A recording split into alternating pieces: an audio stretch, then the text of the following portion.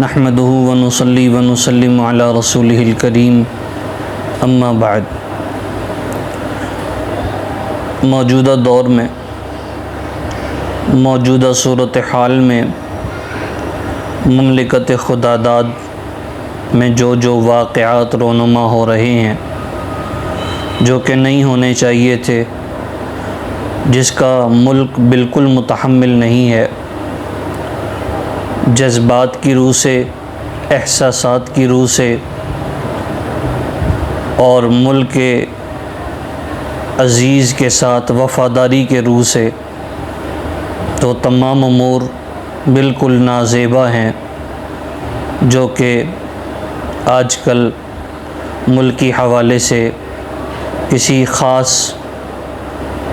نظریے کے تحت کیے جا رہے ہیں۔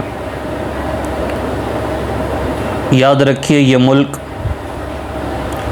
بے شمار قربانیوں کے ساتھ، بے شمار جانوں کے نذرانے پیش کرنے کے بعد یہ ملک حاصل ہوا ہے۔ اب اس ملک میں کسی بھی طرح سے اس ملک کی سالمیت کے خلاف کوئی بھی کام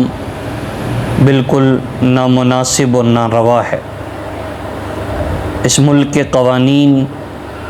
اس کے آئین کی پاسداری شریعت کی روح سے بھی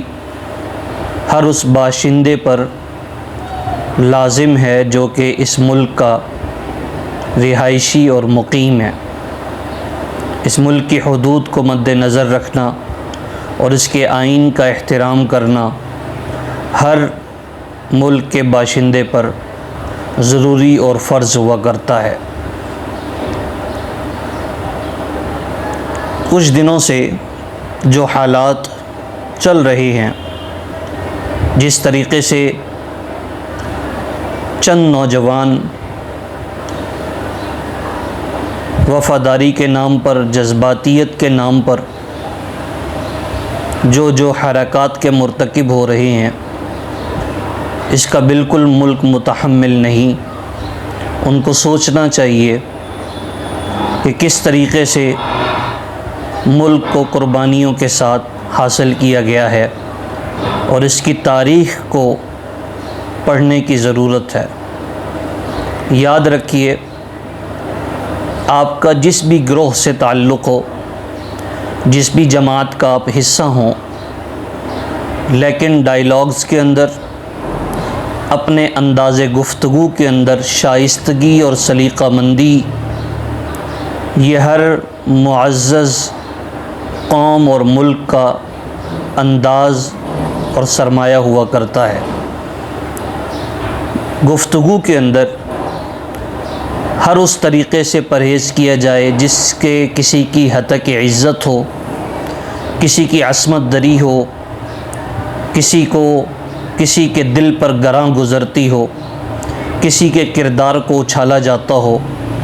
کسی کی نفس کشی ہوتی ہو، کسی کی کردار کشی ہوتی ہو،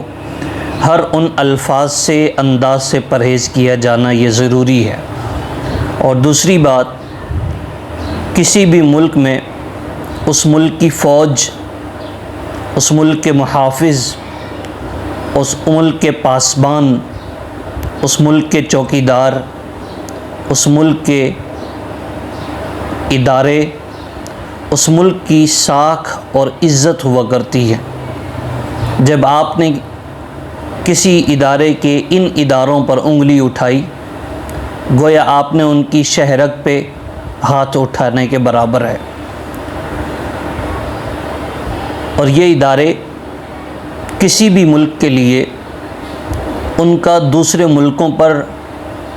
اپنی سطوت و حشوت، اپنی عظمت اور دبدبہ ظاہر کرنے کے برابر ہوتا ہے۔ اور ہماری فوج جس طریقے سے کام کر رہی ہے اور جس طرح یہ ادارہ کام کر رہا ہے، اپنے انداز سے، اپنے گزشتہ ماضی کی وجہ سے بھی اپنی مثال آپ ہے۔ دنیا ان پر فخر کرتی ہے، دنیا ان پر اعتماد کرتی ہے، تو اس ملک کے باشندوں کو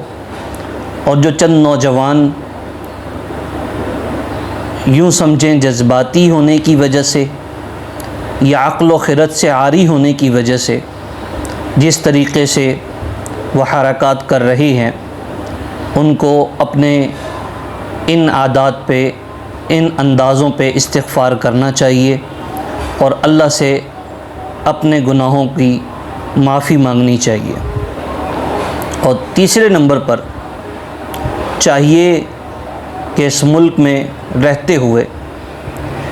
میرا تمام نوجوانوں سے یہ استدعا، درخواست و گزارش ہے کہ ہمیشہ کبھی بھی جذباتی نعروں کے پیچھے نہ جائیں۔ ہمارے ہاں بر اعظم ایشیا میں مزاج بن چکا ہے کہ ہم جذباتیت کے پیچھے بہت جاتے ہیں، جذباتی نعروں کے ہم نوا ہوتے ہیں، اور ہر وہ نعرہ جو نیا ہو، اس کے اندر کشش ہو، اس کے اندر خون گرم ہوتا ہو، تو بجائے اس میں جذبات میں آ جانے کے اسے وقار، متانت اور سنجیدگی کے ساتھ ہضم کرنا چاہیے۔